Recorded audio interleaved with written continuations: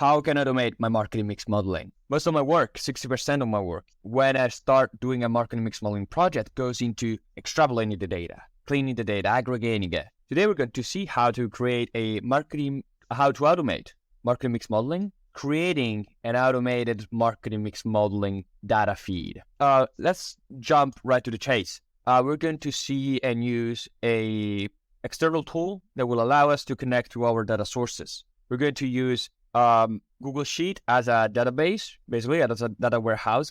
I'm going to share with you all the formulas that will help you accelerate how to aggregate your data from all the data sources, and we're going to automate it. So we're going to schedule like a cron job with one of the tools that we're going to use to extrapolate the data into Google Sheet. So all your data is going to be updated at a daily basis, and you can use this data to connect it to your marketing mix modeling workflow or use it into Cassandra so you can start for free creating your first marketing mix modeling project. So let's start.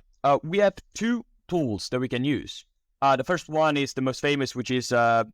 Supermetrics allows you to create, it's an extension for Google Sheet and allows you to connect directly to your data sources. It's the most famous one that most of the world use. And then we have 2MinutesReport. 2MinutesReport, it's a younger company with a lower price model, and it's really fast. And it has the same amount of connectors of Supermetrics. So today, we're going to use 2MinutesReport as a connector, as an extension that will allow us to extrapolate the data from all the data sources that we have. I'm going to show you how it works. It's really easy. By the way, both of the tools works really in a similar way. Let's see. Let's go to extensions. 2MinutesReport, launch. First thing that you need to do, we'll launch. All right, execution. First thing first, we need to go to data sources and we need to connect to all our data sources. It's really easy, actually. So first thing first, we need to connect to our data sources. We need to click add, and we click add, we select what is the data source that we want to connect with. We click it, and then we do an authentication phase. The authentication is really easy. It's just like when you log in into any platform through a Google's authentication system or Facebook. 3 clicks, 1 minute, more or less, and you're done. Once you connected your data sources, you're going to see something like this. So a list of connectors to all the data sources that you might need in your marketing mix modeling project. So once you have all these list of connectors, you can use them to create queries, to basically extrapolate your data and insert them in here. So we go to data queries. I'll show you how the data queries is structured. So you basically have the name of your query. You're going to select the data source. What is the name of the sheet? In this case, it's Facebook ads. And you're going to select the ad account. And then we want to have two metrics, which is amount spent and conversions in the metric side. And dimensions needs to be date. So at a daily basis, we're going to collect all the data. Now, we're going to have a custom range. And this custom range, or we're going to do the same the last year, this year, for example, this year custom range. And we don't want to use smart refresh, for example. So we have all this data. We click run query, and what it does, let's run it really fast. It's going to extrapolate the data from my Facebook ads account, and it's going to collect it in here automatically. Perfect. All the data is updated. We need to click save. Awesome. We need to do the same thing for Google Ads, Google Analytics, Shopify, etc. I'm going to show you Google Ads really fast, just because there is a little tweak on the dimension side. The only thing that we need to add in here, we don't want conversions. Actually, conversions, you can avoid inserting them. You can insert in metrics amount spent, and in dimensions, you need add network type, which is basically campaign type in Google Ads. So you need to have this metric in here in order to have the split between Google Search, Google Display, Google Discovery, etc. I'll show you what is the output example in here, and you have the list of Google Search. In this case, we use mostly Google Search and cross-network. What happens in here, we're going to do the same thing for all the data sources, included Google Analytics. And Google Analytics has a different way of aggregating the data because we want the medium of each data source. So we want metric, which is session, dimension, and in dimensions, we want date and medium. And we want, obviously, this year. We run the query and we have the list in Google Analytics, which is how many sessions we got each day per each data source, per each medium. Now, what we want to do as a step 2, after we collected all the data sources in different sheet. We need to format all the data that we extrapolated in a table format, which has the column which represents the features and the rows represent the date. And because Google Analytics and Google Ads don't have this feature, we need to create a pivot table. And this pivot table, this pivot table is structured like this. The rows are date, the columns is medium, and the values are sessions. And we basically created a table format of all our data. And we need to do the same thing for Google Analytics and Google Ads. We do the same thing.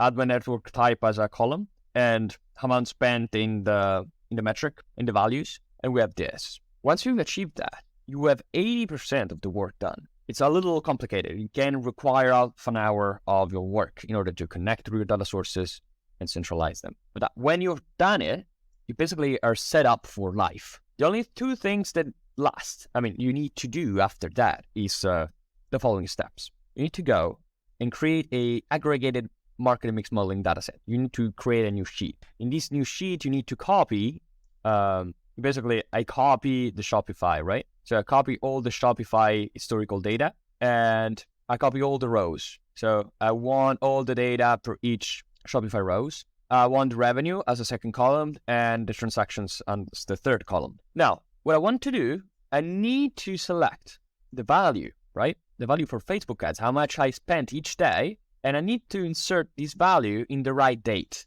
In order to do that, I use the VLOOKUP function. And the VLOOKUP function allows me to go to Facebook ads.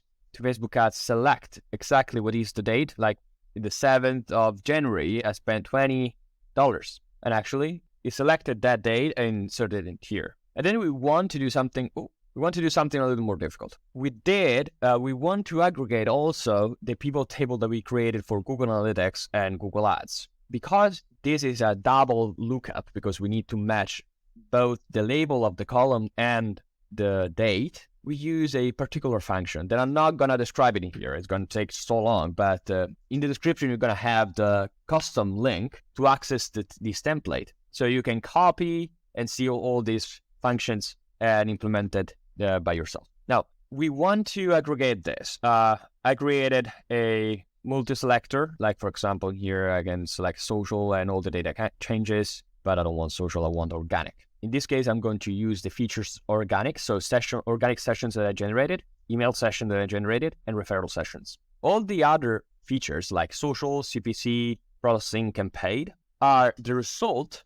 of my investments. What we need to choose, what we need to achieve is to have a list of factors that might influence, as an hypothesis, my output variables, which are revenue and transactions, but do not have to be internally correlated, which means that if I inserted Facebook ads and Facebook ads influences my social sessions, like in this case, the model is going to have really big problems understanding whether it's social sessions or Facebook ads that has the impact. Because of that, we want to choose all the features that are independent by other features that we want to insert in our model. This part is extremely, extremely important. So we select all the variables and we select the dataset and we drop down all the formulas and you can steal all the formulas automatically, but it's done. The last thing we need to do to create our data field is to create this cron job. This function that allows 2MinutesReport to refresh every day.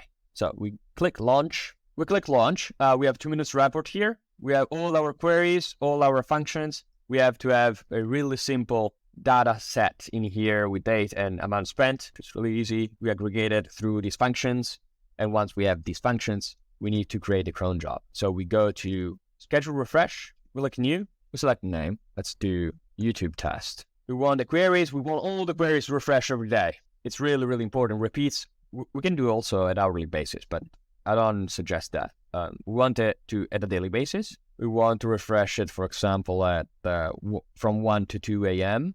We select the time zone and click Save a.m. We click Save, and every day at that time, all my queries are going to refresh with the new data. All our data is going to be refreshed automatically. Now, last thing we need to do is we start doing a marketing mix modeling together. you create file, you save it, you want to export it. That's perfect. CSV file, and you saved it. So we're going to use this dataset in this link, which is incrementality, Cassandra, data. So we basically are here. In here, we can create our market mix modeling automatically. We need to just upload our data. That's perfect. We save it. We select the name of the model. Let's call it YouTube test. We select the date column, transaction, the media columns, which is Google search, Facebook ads, and cross-network. Actually, cross-network, I'm not going to insert it because if we look at the data set in here, like in here, we have 2 records, which are less than 30 euros spent in this case. So this is not really efficient to insert it. So going back to Cassandra, not going to insert it. I'm going, so select organic columns. I want organic and referral. I don't want emails in this case because emails has really low values. So probably they're not significant in this case. Now, I don't want to use seasonality because I have less than 1 year of daily data. I'm going to hit next. Everything is correct. Awesome. I need to find our parameters. I do it automatically through our internal optimizer. We found our best ever parameters. Actually, Google search, yes, it's instant. This is a little too rough. The alpha is too high. All right, now it makes more sense to me. Facebook ads maybe has more effect over time. All right, this makes more sense to me. All right, organic is cool, referral is cool. So I basically changed the adstock effects because I believe it has more lagged effect over time for Facebook ads, while Google ads has an instant impact. And I know for a fact because it's a bottom funnel media activity and it's more instant, while Facebook, it's middle funnel and has more lagged effect over time. Organic and referral, actually, honestly, I don't know, but these lagged effects are normal. So in 9 days, in 10 days, all the overall effects disappears and it actually makes sense. Click next. The model is ready to be trained. We click train model and we train our model. I'm going to not do that because I'm already started it. Let's check the status here. And we are in the 4th trial, 66% in 10 minutes. They're probably done. The model is trained. Now we need to select it. The result is 4 optimal models in our trained models. We trained at least 60,000 models. They iterated themselves to become more precise over each iteration. And right now we have the first optimal model. We need to evaluate them based on the accuracy, average error, and business error. We need to look at this one, looks the best in terms of accuracy and business error. Click show. The model here shows you predicted revenue versus actual revenue. And as you can see, there is some variance that it doesn't collect, doesn't measures, and doesn't detect. And probably because this variance is not described by the variance and the variations that there are in the input variables. So it's understandable. It's daily data. It's normal to have this type of graph that doesn't fit exactly in each point. Facebook has the most impact. It generated 15K. Organic generated a lot of revenue too. And Google Search a little bit, not a lot. Now, cool things is that the ROI on Facebook is 1.67 and the ROI on Google Search is 1.6, which makes sense. So if I want to invest a lot more, I need to invest on Facebook ads. Adstock are instant for most of the factors except for Google Search. That has an average delayed effect of 1 day. This means when doing adjustments to the campaign, I should wait at least 1 day in order to see the impact on the conversions. Want to save this model? Awesome. I saved this model. And now what I want to do is I want to see in-depth analysis about my model. So I go here. I want to check. Look at this. This is how I distributed week by week each investments. And here I can see that the lift that I got here in this period is mostly attributed to Facebook ads. Awesome.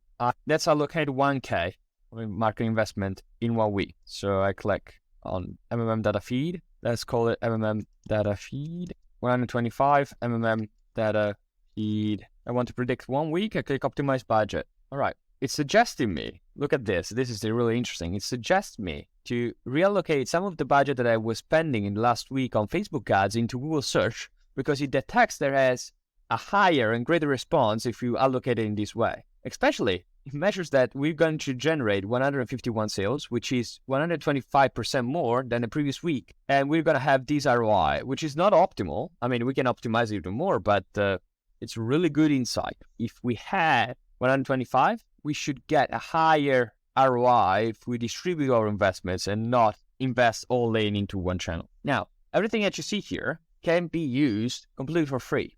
In Cassandra, we allow users to try and train your first 2 models completely for free. And once you have all the insights and all the results, you can decide whether it is a good investment on starting using Cassandra or not. Feel free to use it, and hopefully, this video gives you additional value and can help you achieve better analysis on your market investments. Have a great day.